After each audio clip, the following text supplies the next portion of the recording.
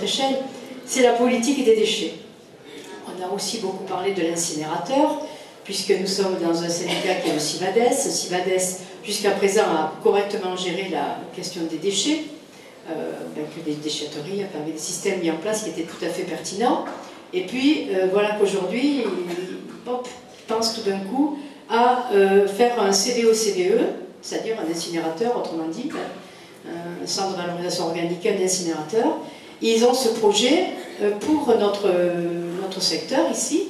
Et donc, l'incinérateur, après avoir tourné un petit peu partout, est venu se poser à Grasse sur la Paute, en limite de Montsartou. Donc, avec quelques autres élus et des associations, nous avons proposé une alternative à cet incinérateur. Alors, on en a déjà parlé, je vous la fais rapide. Une alternative, c'est-à-dire une vraie philosophie des déchets. Ce n'est pas deux mots antinomiques, hein, philosophie des déchets, ça peut s'accorder là. C'est une vraie réflexion sur comment gérer les déchets, mais pas seulement penser à les brûler, à s'en débarrasser. C'est dès l'amont, comment en faire moins. Ça s'appelle la réduction à la source. Nous avons beaucoup trop de déchets, nous avons beaucoup trop d'emballages, nous avons beaucoup trop de tout ça. Ça, on devrait pouvoir faire beaucoup moins. Déjà, commençons par le début. Ensuite, dans nos poubelles, réfléchissez à ce que vous mettez dans vos poubelles. Vous mélangez aujourd'hui les déchets de la table, les légumes, etc. Vous les mettez dans la poubelle et vous les mélangez au reste. Bon, sauf le verre que vous mettez de côté, etc. Et vous mélangez tout le reste. Ce qui fait que ça, c'est plus utilisable. Si on met de côté, on fait une collecte, et c'est à ça qu'on réfléchit, on fait une collecte séparée tous les jours de ceux, ou bien vous avez des composteurs, ou bien vous avez des jardins, et vous vous débrouillez avec, bien sûr. On met de côté ce qui est sale, les légumes. Ça représente entre 25 et 50% de nos poubelles aujourd'hui.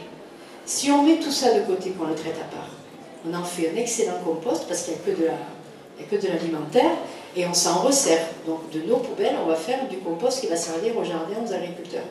Ce qui reste, ben, c'est propre.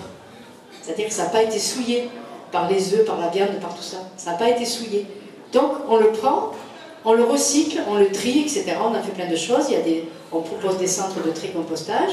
Et puis, ces déchets redeviennent des matières premières parce qu'on les recycle et qu'aujourd'hui, on est capable de faire... Vous ne pouvez pas vous imaginer tout ce qu'on fait, même tout ce qu'on porte, en matériaux recyclés. Donc, quand on fait un incinérateur, ça veut dire qu'on brûle des matières premières, qu'on brûle des ressources, et que c'est un véritable gaspillage. Et ça, aujourd'hui, au XXIe siècle, on a compris que la planète, elle était finie, qu'on n'aurait plus une autre planète à notre disposition, qu'il faut faire avec, et que donc tout ce qu'on a, il faut le garder, et donc il faut recycler. Rien ne se perd, tout se transforme, c'est vraiment ce qu'il faudrait dire. Et en plus, ça coûte beaucoup moins cher, et c'est plus intelligent. Et donc, pour arriver à faire revenir une réglementation là-dessus, ben, à niveau, il faut être au niveau national, il faut être à l'Assemblée, il faut voter des règlements et des lois qui font qu'il faut aller dans ce sens-là, de façon peut-être beaucoup plus incisive que ce qui est fait aujourd'hui.